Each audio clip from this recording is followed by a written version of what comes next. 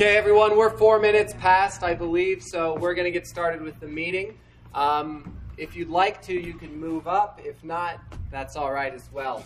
We're going to have two people presenting. My name's Alex Treffry. I'm the Public Information Officer for the city. This is Dol Grabenik. He's the city engineer. So firstly, I'd like to get into the purpose of the meeting. And just so everyone knows, this is being recorded. It will be posted to the project webpage probably within a few days after this meeting. But for the purpose of the meeting, we'd like to briefly review the project history, provide an update on the status of the Ruxton project, talk about what's changed, talk about the facts of the project, and then transition to a discussion-based question and answer session after our presentation. So please be ready to move your chair or ask one of us to move it for you so we can have a discussion in a circle. And then I just really want to clarify, I know this was on the meeting invite, but the purpose of this meeting is informational only. And we'll kind of get into what that means a little later so we can help clarify that. Okay, thank you, Alex. So I recognize many faces. I'm Dol Grabenik, city engineer. As Alex said, it's good to see many of you again. I want to just briefly introduce the project team real quick. As you guys might remember, this is Glenn Ellis. He is the project manager for JR Engineering, and he is managing the entire design contract. And then we have two people from CSU, Bill Bulch and Carrie Guy. If you guys would just like to say hi. So they're staying seated. So Bill is Manitou's CSU kind of accounts rep. So kind of all things CSU, we tend to go to him and then he'll manage it for us. And then Carrie is their public information officer. And so a lot of the information that comes from CSU comes through her desk and from us. And hey, Carrie, what's going on? And so we all kind of work together to kind of manage and navigate the communications for this project. So thank you for coming. You know, when we were preparing for tonight, we really wanted to kind of approach this because we know when we met last time, there was a lot that maybe there wasn't as much time to say. So tonight we want to make sure that we provide enough time for those that we want to have some discussions. We have a really brief presentation. It'll be very similar to what you saw before, except I wanted to kick the meeting off with a couple of things. So we always talk about Ruxton, and there's a lot to that corridor that we don't actually really discuss. And so I wanted to just have a little fun here and ask a couple of questions of you all to test your guys' knowledge of your own city. So as you guys know, there is a hydropower system up at the top of Ruxton that is owned by CSU. It's been there for over 100 years. Do you know how much electricity it generates when it's flowing full? So it's peak generation capacity, and I have a multiple choice because there's no way you would, unless you're geeky like me, I guess. All right. So I need some guesses. What do you think? So we got a 7. We got a 5.5. 4. Okay. You're all divided. So we got a 4. No, I say more. More. We're up in like gigawatts. Oh, you think it's a gigawatt? Okay, that's good. Okay, it's 5.5 megawatts is its max, megawatt hour would be its max production capability flowing full. Now, does it always flow full? No, of course it meters down, but that's its max rated capacity. Okay, so with that being said, how many homes can be powered by the 5.5 megawatt hours if that thing ran full for 24 hours? 3. 3 homes? You're not going to give us multiple choice again? Show the multiple choice. I just want to let the question sink in. Okay? Connie? So 3,500, 4,500, or 5,500 homes? 55. 5,500. Going once? 55. 55. Okay, you guys are all convinced of this one. We heard 3 a moment ago, and now we're at 5,500, so we really have the range. It is 5,500. The average home uses 27 kilowatts per day. So do the math, and it's about 5,500 homes that hydro is able to support. I'm making a bunch of assumptions, but it's just kind of some basic, simple math. All right, I got a few more. As you know, and we'll talk about them tonight, there are 2 raw water lines that come out of that hydro. One of them goes all the way down Ruxton, one goes half and down Ruxton, then kicks over into some open space. How much raw water flows through those 2 water lines combined? A 30-inch and a 24-inch. 40 million gallons per day, 45 million gallons per day, or 50 million gallons per day? 50. 40. 40, 50. I like that you guys have no idea. Do I hear a 45? 45. Thank you, Natalie. It's 40. 40 million gallons per day of water come down those water lines. So that will help put it in perspective of why this project has some challenges. I got a little bit more, so stay with me here. So we're going to talk about this a little bit. What does SUE stand for? And I have a multiple choice. Thank you. Substantial use execution. Stop using exclamations. Or subsurface utility engineering. Yes, okay. We'll talk about what that means, okay? It's what needs to happen under the ground. There's all different ways to do it, but it's what the project team has been spending a lot of time doing. You will see marks on the ground, paint, flags, stakes, circles, dots, lines, all kinds of things. And that is everyone trying to locate the utilities, having them surveyed, and then we give the survey information to our designer, and they start looking at the conflicts and where things are. Okay, so that leads into this. What is potholing? Okay.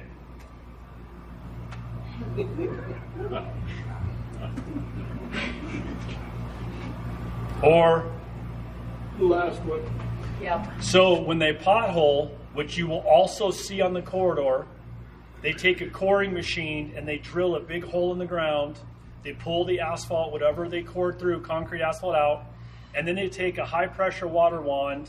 And you've seen our sewer department, our water and sewer department do this in town. They take a high-pressure water wand and a big vacuum, and they basically just turn that into a slurry and suck it out. And it's a non-invasive way to locate. So what will happen is they'll look at all these lines on the ground, they'll survey it in, we'll give it to Glenn, and Glenn will say, hey, I need to know this conflict point right through here.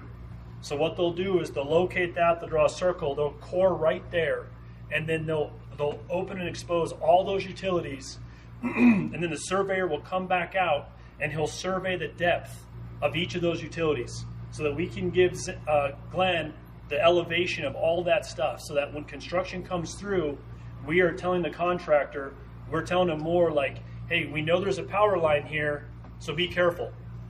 Well, that's not helpful to him, right? Because then he's like, well, what do you mean? So we go and we pothole it, we locate it, we can get an exact depth, so we can tell that contractor, hey, when you come through here, there is a really deep high-pressure gas line, so don't go deeper than 4 feet, and you're good to go.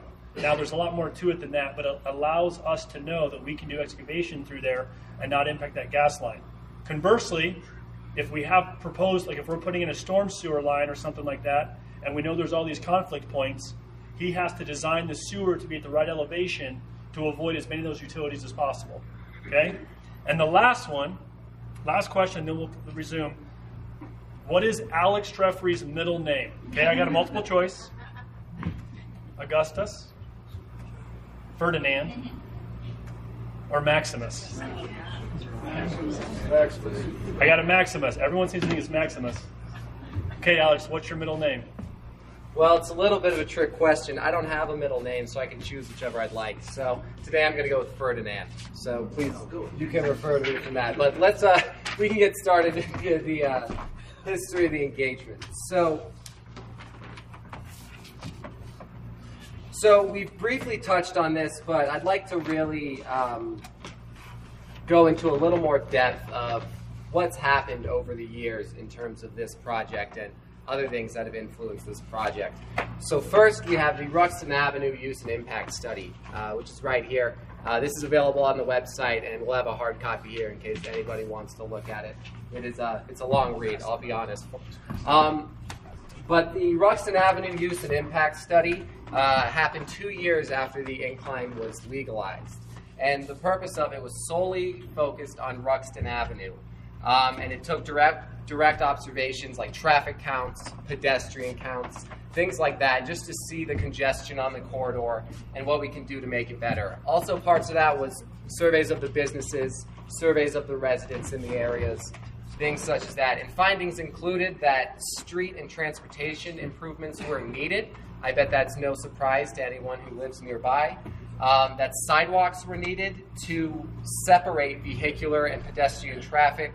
And it also stated that condensing traffic lanes would be a big help, as well as burying the power lines. And so then we go to the Transportation and Mobility Master Plan. And conversely to the Ruxton Avenue Use and Impact Study, that's this one here. That's also on our website. That was a comprehensive plan about transportation and mobility all across Manitou Springs. And so it established a long-range vision for Manitou Springs and guiding principles for transportation around the Manitou Springs network. It consisted of a project advisory committee, 2 workshops, an open house, stakeholder meetings, online surveys, public meetings, and a council adoption at the end, which had a public hearing, of course. It resulted in a great deal of recommendations and redefining actions, and part of that was the Ruxton Avenue project that we're talking about today. And then we have the Ruxton Avenue Functionality Study, which is right here. It's a little bigger. And so that was the initial planning and preliminary design strategies for implementing a $5 million grant that we got for improving Ruxton Avenue. And so that established a strategic plan for the corridor that consisted of public meetings, an advisory committee, a walkability audit, a charrette, for those of you who know what that is, and it resulted in 3 proposed conceptual designs. City Council decided to choose a hybrid of those designs, which we call Design 1.5. That was a combination of Design 1 and Design 2. And that design had minimal impacts to parking while undergrounding utilities and adding sidewalks to the corridor. And this conceptual design is what this project has resulted from. So that is where we are in the present time. Then we had the Ruxton Corridor Infrastructure Improvement Project community meeting, where we solicited additional feedback on the design because it was already mainly defined, but there were certain things that we still wanted feedback on. And so I'll pass this around. This is also on the website. It's really just a compilation of all the comments that we received during that meeting. That's also on our website. So real briefly, the reason I mention all of this is because I want everyone to hopefully understand that a lot of engagement and community input has gotten us here today. And that was the purpose of course, that last meeting we came to. But the purpose of this meeting today is informational. And what I mean by that, even though it is a Q&A, is I mean that you as interested members of the public have the ability to ask questions of us so we can help clarify things, provide facts to you, or anything like that. When we're doing community engagement, the opposite is happening, is we are asking questions of you so we can make better decisions as your local government and help our public improve our decisions and improve whatever we're looking for. So I hope that clarifies any of that. So next, I will hand it off to Bill Verbenek.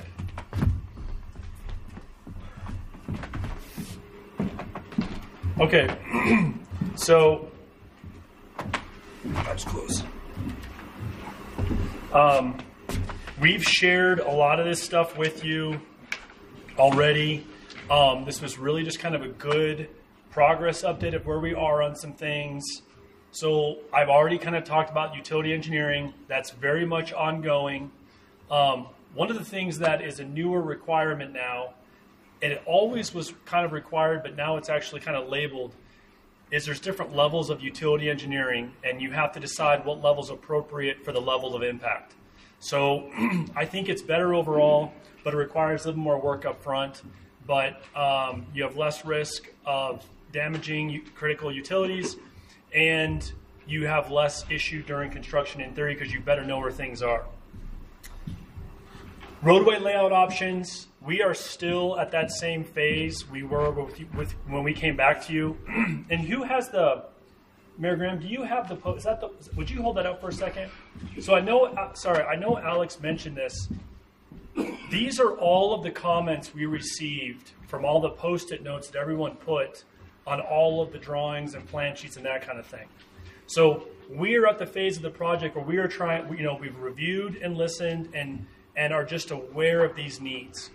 We're not quite at the phase yet where we can incorporate that stuff in because we don't yet really understand what's under the ground well enough yet to then know what our construction looks like, to then know what the impacts will be. It's not to say that it's not helpful to kind of know whether people want an additional parking space here or they want a bump out for a planter area. I mean, that kind of stuff's helpful, but that's pretty easy to change. It's just a couple of clicks of Glenn's mouse and we can get that stuff. So we are fully aware of all of these comments. They are on the website. They are a part of our discussions when we meet as a project. And when the times are right, we will start factoring those in or having to make decisions and then communicating why we did something or did not do something, okay? Schedule expectations. All of you hopefully received this Ruxton improvement fact sheet, so we'll talk about that. Some mobility improvements. I think there was a question about the environmental clearance requirements of a project like this. And then, of course, we've already talked a little bit about the raw water lines. So, schedule. All that really matters now is the gray there, the January to August of 2023, and we call it preliminary design. Our goal is to continue to just have an idea about what's in the ground, because when the ground gets opened up, that's when the impacts start. And the better we know what's happening underneath, the less risk there is of changes, issues, delays. So we're kind of in that phase now. Our goal would be to transition into kind of final design by spring-ish, June-ish of 2024. Construction engagement. So that's when we are looking at engaging with the community on what we think construction impacts would look like. Our goal is at that point, we would say, here's how we think the job needs to get built based on what the best available information we have. And then therefore, this is where we think traffic phasing will look like. Okay? So that's that April 24th is when we would look, April 2024 is when we would look to communicate and connect back with the community on probably this room will be 3 times as busy and many of the same phases, hopefully. We'll be doing the similar thing, but we'll have some good details about what we're thinking about for the project. If that goes well, and what I mean by that is if we have done our job in identifying the impacts, the risks, communicating them effectively, our goal would be to finish up the plans and then to work towards advertising the project for construction. And hopefully by 2024, the construction market's cooled off and we'll get bidders. Right now, I just attended PPRTA's meeting and they are having a real hard time getting bidders on some of these big jobs. So the assumption is that time we were able to advertise the project, get a bidder, and then as we've been talking about all the time, we would be looking to do the work November through the winter into early spring. It's the least ideal time to be doing construction. It's cold, the weather's that. So, excuse me, we have to factor that into production rates. So we have to assume that during this time, they're only like 50% efficient in their production rates. We can't assume that they can pave 7 a.m. to 7 p.m. like we can in the summertime. So that's why we need time to process this so that when we do advertise a project, we think it's reasonable considering the constraints we put on them, okay? This is the same plan sheet that you saw at our last public engagement meeting. This kind of shows proposed layouts. This is on our website. This kind of shows what the roadway layouts would look for each section. It shows where the driveways are. Okay, there's nothing new here, but this is all areas where you guys put post-it notes, and these are the kind of things that we would refine and also take back to the community for the final layout as well before we advertise. Let me back up. When I mentioned phase 1 down here, my shadow isn't long enough. That would be for the first phase of the project, which we're not exactly defined yet because, again, we don't want to have too much project that we can't successfully complete in one construction season. That could be as little as 500 feet, 400 feet, or it could be 600 feet, depending upon how much is happening in that area. But the point is we are going to phase our way down Ruxton. And then the phase limits and extents are still to be determined, okay? Here you go here. On this page, we are thinking that phase 1 could look like from about Winter Street to Upper Ruxton, okay? That's kind of what the preliminary are looking at that and quantities. You know, the nice thing about starting up there is that it has less impact on the residential communities, okay, neighborhoods. It gives us a sense of what the grounds, the condition of the existing utilities. It gives us a sense of what's going to happen out there, whether it's colder, it's a little bit higher elevation up there. It kind of lets us experience the less congested sections of Ruxton before we work our way down and do either the busier, more congested sections. Also, I mean, this is the COG closes in the wintertime between Tuesday and Thursday. They typically only were running Friday, Saturday, Sunday, Monday, right? So then that means that there's, except for the residents up there, you have the bar parking lot and you have the incline traffic on Tuesday, Wednesday, Thursday. So the traffic volume drops also during that time in that upper section. This is just some zoom in. This is on our website. I'm not trying to go through it fast, but it's not new information. It hasn't been changed since we presented to you last time. So to go over our fact sheet, I already kind of put a little emphasis on potholing and the subsurface utility engineering we're doing, okay?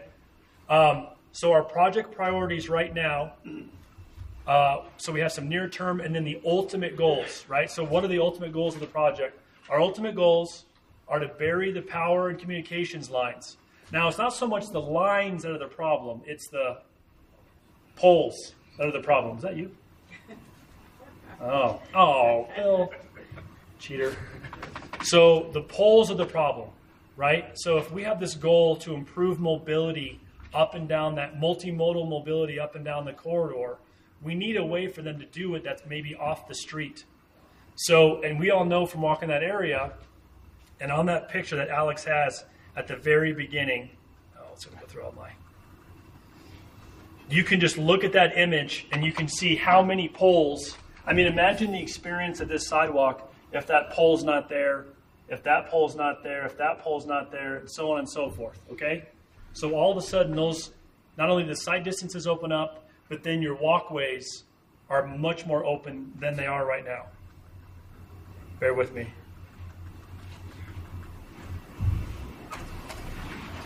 Okay, so improved sidewalks and streetscapes, more efficient, safe mobility on the corridor. While we're in the corridor burying utility lines, we should dig once and do it once. So our goal is to improve the city's water lines and sewer lines. So, you know, we will improve the primary lines, and then we will have the services tie into our new improved water lines, okay, and sewer lines. Will that include the pile of sewer lines that run behind our houses? No. Going. Fail. I believe it. So there's no. That's not included. That's not included. Going down just the Ruxton corridor. The other goal for the project is, and you guys might remember from our last presentation, during our initial kickoffs, we visited with CSU for a variety of reasons. They have these two giant raw water lines that carry 40 million gallons of water a day. And we said to them, hey, we're doing this project. Do you guys want to make any improvements do you need to make any improvements to your pipes at the same time? So they had to go and do quite a bit of research. They had to do galvanization studies. They had to measure the thickness of the pipes. And they determined that if we're going to go in and be in there and doing this project, they want to go ahead and improve and replace or rehab, hasn't been decided yet, their water lines as well. Okay? Now, that complicates the job because they're big and they have big trenches, right? A water line is a much smaller trench. A sewer line is a much smaller trench. A gas line is a much smaller trench. But a 30-inch water line, usually your trench is 50%, or it's one and a half times the diameter. So all of a sudden your trench gets pretty big. So factoring that into the construction phasing is going to be Glenn's challenge. So I kind of hit this a little bit, but here is kind of what we're officially saying for our proposed schedule. We'd be looking to do phase 1, which is that phase I showed you on that map, which is kind of right in front of the CSU Hydro, down to Winter Street. We would be looking to potentially start that construction November of 2024. Now, this is all contingent on all those other assumptions that I made, that we're able to locate the utilities in a timely manner. We're able to figure out what we need to do. We know what we need to do with the raw water lines. Like, a lot of magic has to happen for that to happen. We have to get bids. CSU is telling us that some of the pipe that's that size that works for that pressure of water is a 6 to 9 month lead time. So we have to figure this stuff out because we can't just tell a contractor, hey, bid this job. You need to start work in 2 months because they're going to say, hey, the pipe is 6 months out. So we have to be talking to the suppliers about that, and maybe the city has to order the pipe ahead of time, or CSU has to order the pipe ahead of time so it's ready to go. And then the contractor pays for it when they show up to get it or something, right? So again, projects like this just require so much communication and planning, and we have to make a bunch of assumptions. But the good news is we don't put a shovel in the ground until we've worked through all those assumptions and we feel like we're ready to go. This is our proposed schedule for right now. And then you can see that we would work our way down the corridor in subsequent winter seasons, if you will. Okay. Also, it's important to say, this is not our last meeting. We are just kind of in like the head down, grind it out kind of phase of this project, where we're really trying to figure out the nuts, the details of this project.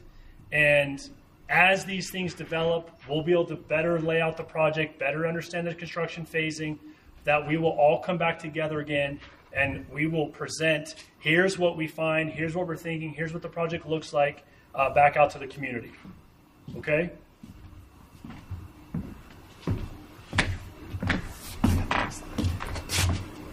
Okay, everyone, so we're going to transition to our Q&A. We'd much prefer, and I hope you would too, to have it in a circle as opposed to everyone staring at us and us all staring at you. So we'd much prefer to have it discussion-based. So please, if you're able, please grab your chair and let's make a circle back there. If not, please ask somebody who can grab your chair for you to do it.